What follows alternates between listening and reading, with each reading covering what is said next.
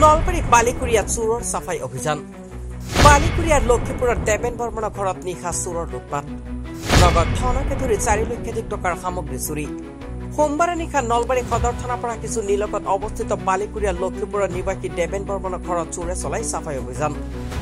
উল্লেখযোগ্য যে সোমবাৰে নিশা দেবেন বৰ্মনৰ লগতে পৰিয়াল ঘৰত নথকাৰ সুযোগ গ্ৰহণ কৰি চোৰে এক প্ৰকাৰ চলাই চাফাই অভিযান নগদ ধনৰ লগতে সোণ কাঠৰ বাচন বৰ্তন পাটৰ কাপোৰকে আদি কৰি প্ৰায় 4 লাখ টকাৰ সামগ্ৰী চোৰে চুৰি কৰি লৈ যায় ইতিমধ্যে ঘটনাস্থলীত আৰক্ষী উপস্থিত হৈ তদন্ত প্ৰক্ৰিয়া আৰম্ভ কৰিছে চুৰি হ'ল ৰাতিনে তাৰমানে আমি শনিবাৰে 11টা বজাত গুৱাহাটী গৈছিলোঁ গুৱাহাটী আজি 9:30 বজাত আছিলোঁ আহোঁতে আজি গম পাওঁ ঘৰৰ তালাটো ভাঙাই আছে দৰ্জা খোলাই আছে গেটৰ তালা মাৰাই আছে তাৰপৰা আহি চাওঁ যে ভিতৰত কাঁহৰ বাচন বোৱাৰীৰ সোণা গহনা তাৰপিছত পাটৰ কাপোৰ আমাৰ এওঁৰ কাণৰ সোণা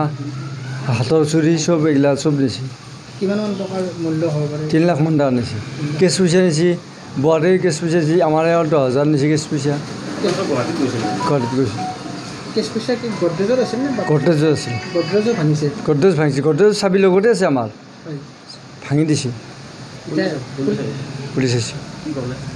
পুলিচে চাইছে ফটো তুলি লৈ গৈছে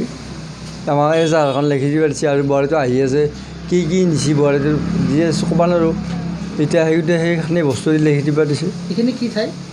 এইখিনি বালিকুৰিয়া লক্ষীপুৰ আচ্ছা টোটেল কিমান মান হ'ব 3 লাখ মান টকা হ'ল সোণাটো বোৱাৰী গোটেই খেতি আছিল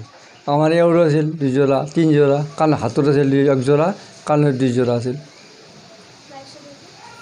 ব্যুৰো ৰিপৰ্ট DF365